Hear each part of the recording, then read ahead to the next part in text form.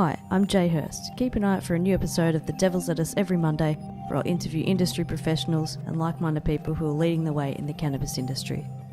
This episode is a continuation on From What is the Endocannabinoid System with Justin Sinclair. Justin is a naturopath, consultant and research fellow at the National Institute of Complementary Medicines, who also specialises in phytochemistry and is a passionate medical cannabis advocate. Justin is the head of the Australian Medical Cannabis Research Education Collaboration, and he also sits on the advisory board for United in Compassion, which is an Australian charity formed to continue advocating patient access to full-spectrum herbal medicinal cannabis. Justin, now that we know what a CB1, CB2 receptor is and what the endocannabinoid system is, from your first show, which is episode 1, could we take a deep dive into THC and CBD?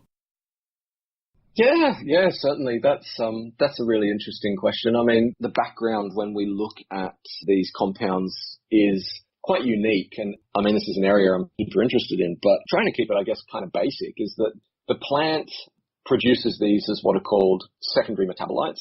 And so these generally are protective in some way or serve the plant. It's not necessarily needed for life, like glucose or something that it would produce from photosynthesis are. But it definitely has these secondary benefits to the plant, which is why it obviously utilizes it. And these compounds, the cannabinoids themselves, of which there are over 144 different cannabinoids currently classified from the major cannabis genuses that, or cannabis species that have been studied. And these are what we call terpenophenolic compounds. So these, basically are derived from different compounds like a levotolic acid, which is a phenol, and geranyl pyrophosphate, which is a terpene. And so obviously terpenophenolic is where these two come together. And they come together and form this, what's called a progenitor compound, kind of like the parent compound of which all of the cannabinoids come from. And that's called cannabigerolic acid, or CBGA. And it's from that precursor that all of those other major cannabinoid acids are actually derived from. And just to elucidate a little bit more about what I mean by acids is that it's the acidic form of these cannabinoids is how it's actually present within the plant.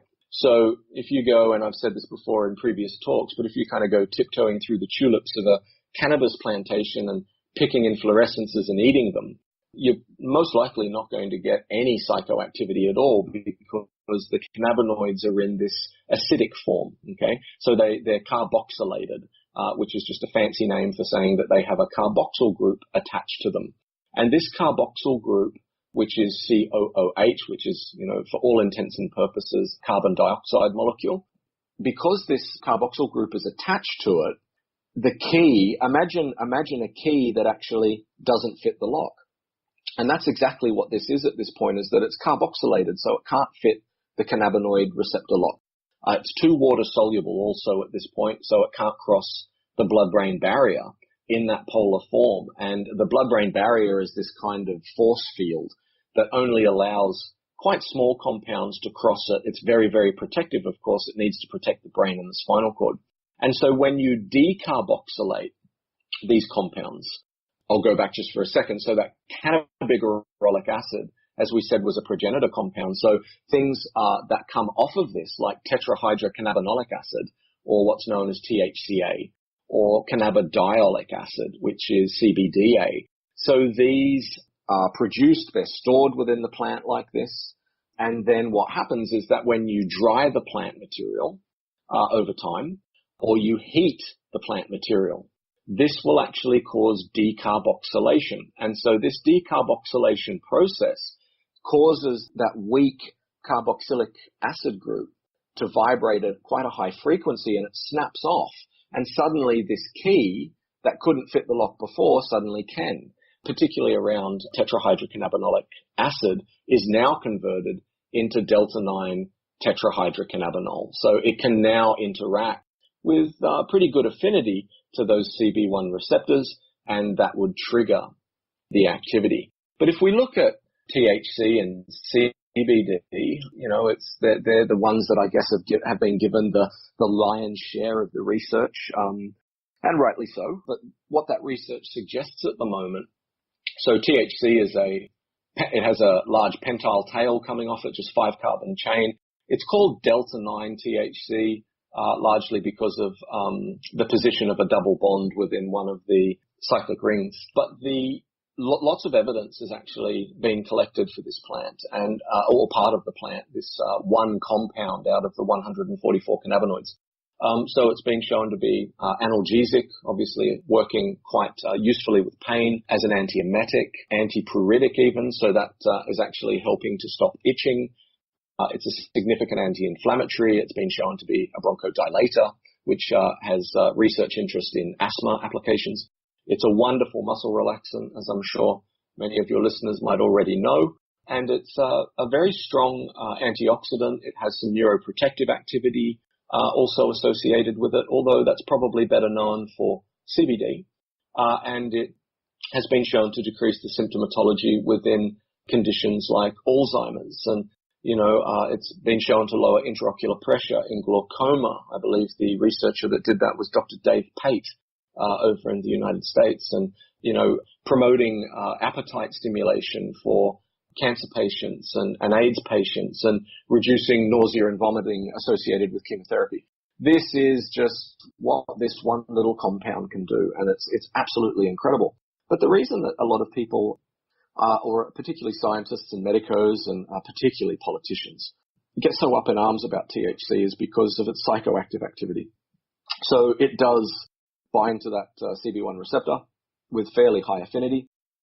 And basically then causes that, feeling of psychoactivity or making the user feel quite stoned. And in high amounts, in certain individuals, this can actually cause some of the side effects of dysphoria or paranoia or anxiety, because they might be getting a breed or cultivar of cannabis that's quite high in THC.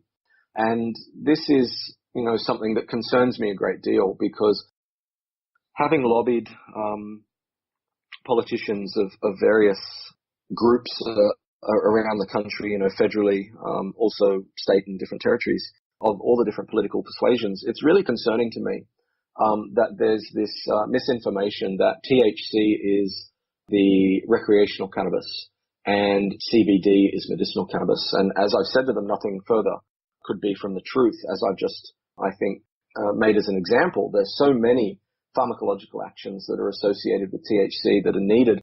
And indeed, the chronic pain in adults and muscle spasticity in multiple sclerosis, chemotherapy-induced nausea and vomiting, these are very important applications that THC is needed for.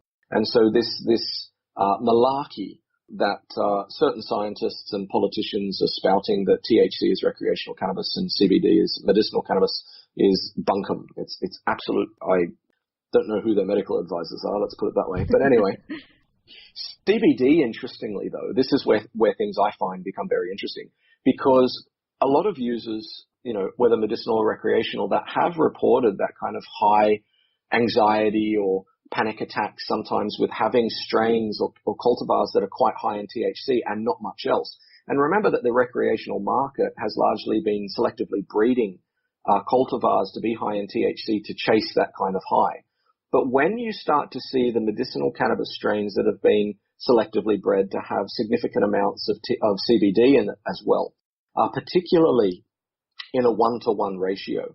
So, 10 milligrams per mil of THC, 10 milligrams per mil of CBD. What we actually find is that CBD antagonizes or reduces that dysphoric and paranoia and anxiety activity of THC. And so this is where I think much more research needs to go into what we call the entourage effect, how the phytochemical synergy, how the different phytochemicals of different phytochemical classes interact with each other, particularly in these full plant spectrum extracts. But CBD has largely been touted as being a non-psychoactive cannabinoid, and all of the scientists are out there saying, well, use CBD because it's non-psychoactive. And I must admit, I think we need to have a bit of a discussion about this, because the concept of psychoactivity is anything that can alter, say, cognition or mood. And if you actually look at the literature for CBD, it's been found to be an anxiolytic. It's been found to have antidepressant activity because it works on the serotonin receptor, the 5-HT1A receptor. And so by that definition alone, you could argue that it is actually psychoactive, but it certainly isn't, combining with the CB1 receptor. CBD has a very low affinity for binding to the CB1 and CB2 receptors, but does work on these other types of receptor types like serotonin, and probably why it exhibits such marked antidepressant and anxiolytic activity. But that's not where it, obviously, that's just where it starts. I mean, where things get really interesting is the anticonvulsant activity. And I'm sure many listening would be quite familiar with the evidence that's now starting to mount of its anticonvulsant activity. We've been conducting a trial down in Melbourne, not we as in who I work with, I mean we as in Australia. I believe that was down there with Ingrid Scheffer, and they've recently published some results of this in the New England Journal of Medicine, showing pronounced clinical activity of the anticonvulsant nature of CBD. As I said, it also antagonizes the dysphoric effects of THC. It's a well-known analgesic in its own right, significantly anti-inflammatory. It's also an antiemetic and anti-nauseant, so would combine very well with THC. It is a significantly powerful antioxidant as well. And also, since 1998, there's been evidence of it being used in neuroprotective. And for this reason, it holds great interest in the treatment of not only these seizure disorders and intractable seizure disorders like Dravet syndrome and epilepsy, but also Parkinson's disease, Huntington's disease, Alzheimer's disease, dementia, multiple sclerosis, all sorts of other, concussive disorders, particularly seen in high impact sports like football. There are athletes that are using CBD as a vape to treat themselves to try and reduce inflammation after fights or after events. It's a significant area of research interest at the moment. And that's just these two. But what I want to kind of highlight is, as I'm sure the listeners are aware, THC is analgesic, so is CBD. THC is anti-inflammatory, so is CBD. THC is antiemetic, so is CBD. This is where THC is antioxidant, so CBD, and neuroprotective. They share these actions, but in some instances, they might be achieving them via different mechanisms of action. And this is where this concept of synergy or plant synergy and what I believe it was, and I could be wrong, and I hope to not be leading you down the garden trail. I think it was Professor Ben Shabat and Raphael Mechoulam that termed or coined the term the entourage effect. But of course, this noted phytochemical synergy has been documented in many, many, many other medicinal plants, not just cannabis. But where the interest is of course how these cannabinoids interact with each other, and how they interact with other classes, other pharmacological classes like the terpenes.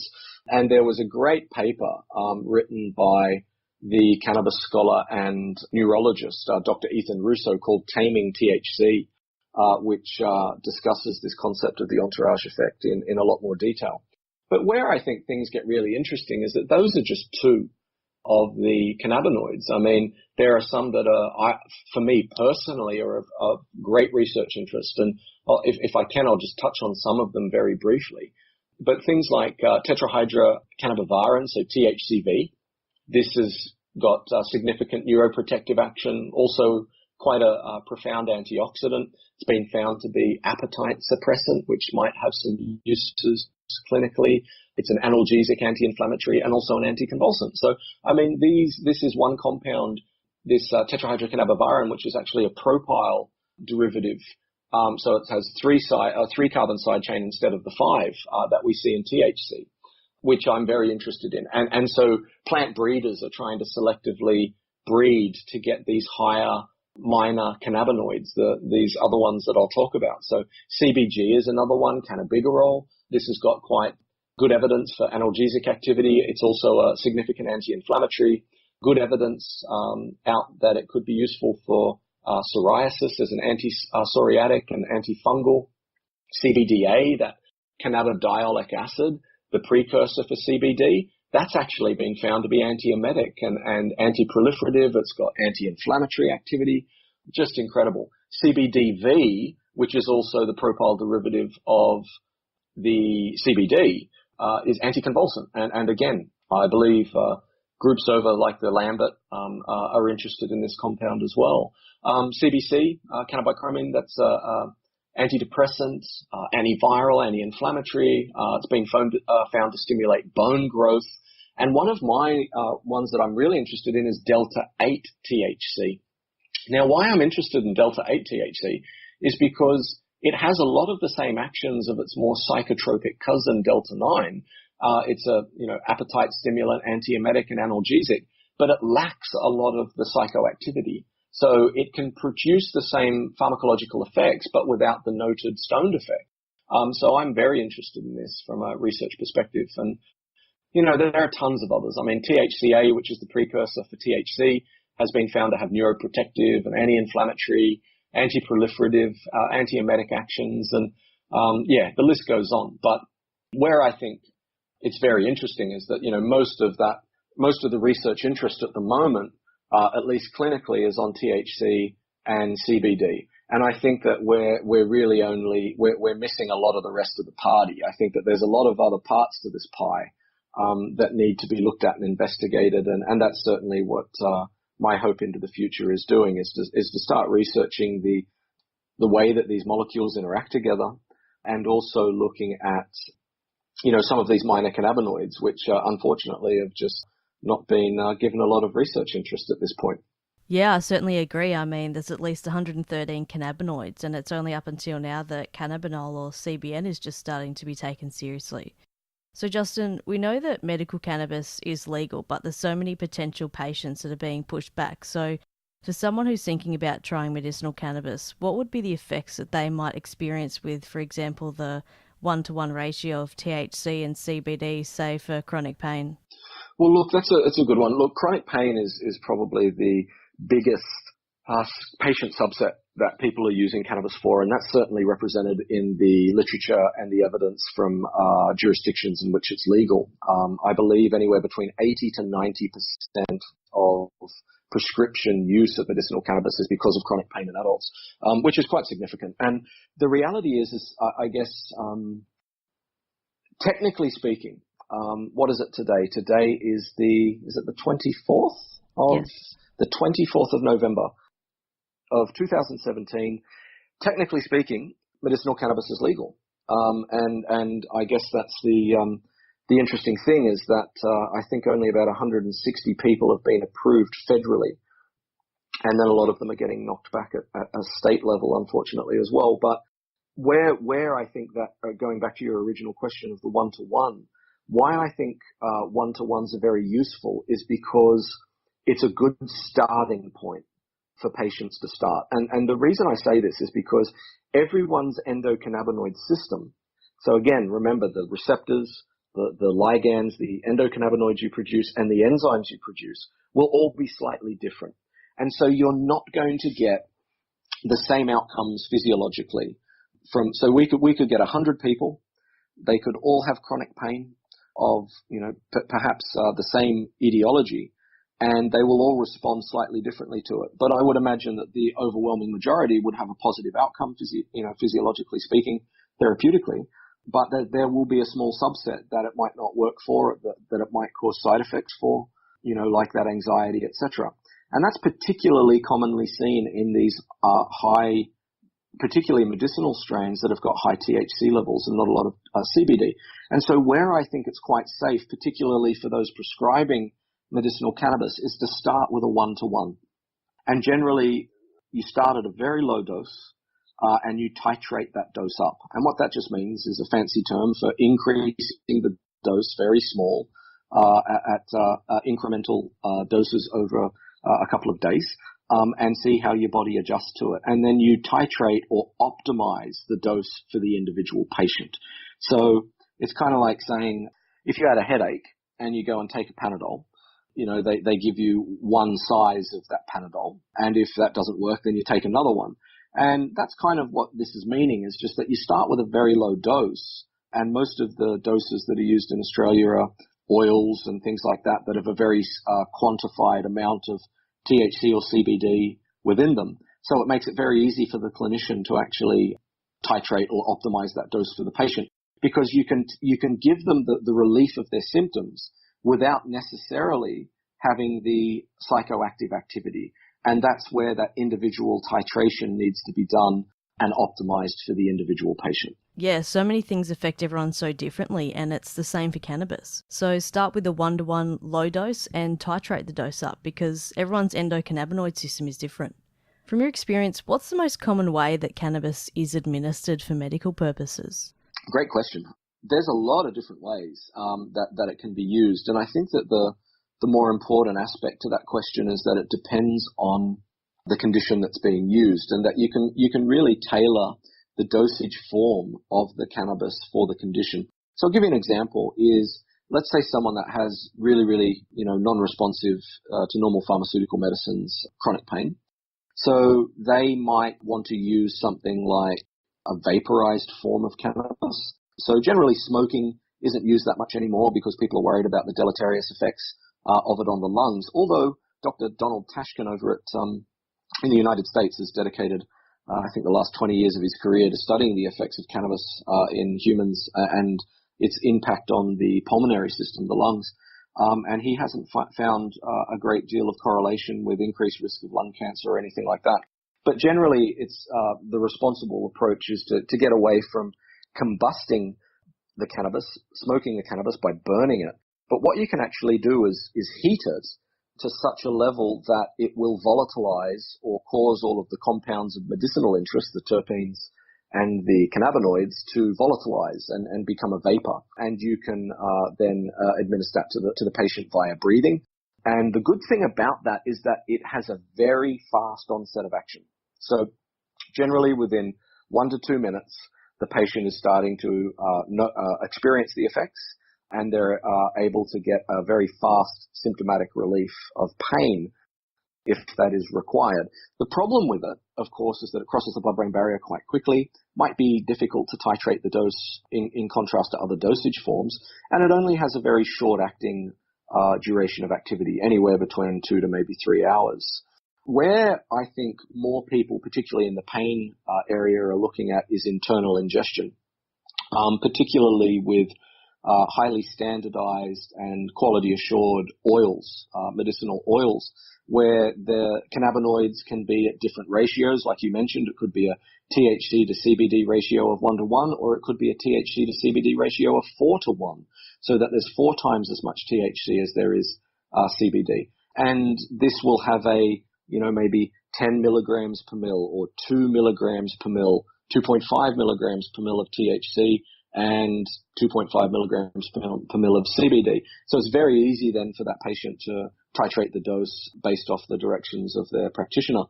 But the difference in the way that internally ingested substances or the cannabinoids work, particularly THC, is that it gets metabolized by the liver. And the liver, of course, is a very important organ in the body. It's one of its important roles is detoxifying all of the different compounds that could harm the body and getting them in a form that can be excreted without causing damage to the body. And so what the liver does to delta-9 THC is it converts it into 11-hydroxy THC. Now, the interesting thing about 11-hydroxy THC is that it's far more potent therapeutically than delta-9s. So that action that you're actually getting from vaping or smoking it would actually be stronger if it was ingested. And so this conversion to 11-hydroxy THC, unfortunately, takes a little bit of time to set in. So it can be anywhere between 40 to 90 minutes in some instances. And where there's been some problems is people that have dosed themselves with an internal dosage form of cannabis, and then they wait 20 minutes and they're like, well, I didn't feel anything, so they take another dose. And then suddenly, 90 minutes later, they get hit by a sledgehammer and are worried about the purple unicorn that's walking around in their house. I'm, of course, I'm joking about that.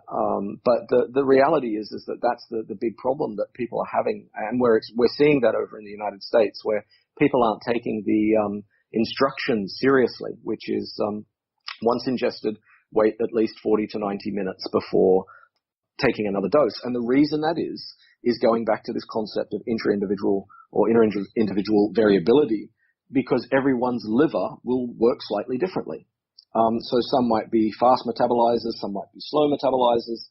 And so this is again just showing why this kind of one-size-fits-all model for cannabis, I think, is myopic. I think it needs to be individualized for the individual patient. You need the right cultivar with the right ratios in the right dosage form at the right dose for the individual patient for their individual clinical needs. And so that internal dosage is quite good because it has a stronger, more potent effect, but it lasts a lot longer, anywhere sometimes between 6 to 8 hours. And so what we see in certain communities is that they might take a CBD oil during the day because it doesn't affect their mind too much and they can get about their day and maybe even hold down a job. Driving might be another matter because, of course, the roadside drug test, but that's another matter altogether. And patients do need to be concerned about that because, of course, if they were using cannabis medicinally and they got stopped random drug tests, they would, of course, be tested as positive. And the problem with those tests, just to diverge for a quick second, is that they only test the presence of THC or cannabinoids. They don't actually test or quantitate impairment. And there are research groups around the country at the moment that are looking into that, much like they did for alcohol, which is fantastic. But patients do need to be concerned about that. So, making sure no operating heavy machinery and all those types of things, it's the responsible thing to do. But that's how they're using them. So they'll use the vaped forms to get a quick onset of action, particularly for pain. They'll use CBD dosage forms during the day to have its anti-inflammatory and neuroprotective activity and get anti-inflammatory benefit. And then at night, when they're not so worried about maybe having a little bit of sedation and analgesic psychoactivity, they will then dose the plant, and that will help them sleep. I mean, a lot of chronic pain patients would know that all too well, is that sleep is something that escapes them so much because they're in pain and they can't sleep. So if you can deal with the pain and actually have a compound that can also assist with sleep, and particularly, there are other compounds like certain terpenes that can also be useful here for those that are vaping. Like beta-myrcene over 0.5% within the different cannabis varieties has been correlated with that kind of couch lock phenomena or increased sedation. So there's all sorts of variability that the two types that are currently available are largely, capsules, these medicated oils that are just taken as drops under the tongue and ingested and absorbed sublingually. And then there are some examples, although much fewer representatives, of the cannabis floss or the flower, the inflorescence of cannabis, which can be vaped and used via inhalation. Thanks for listening to the Devil's Lettuce podcast. If you enjoyed this show, we'd love you to subscribe, rate, and give us a review on iTunes or wherever you listen to your podcasts. If you have a suggestion for a guest on the Devil's Lettuce, head over to thedevilslettuce.com.au and click on Suggest a Guest. Please do not take any information from the Devil's Lettuce or its guests as medical advice. Thanks for listening. See you next time.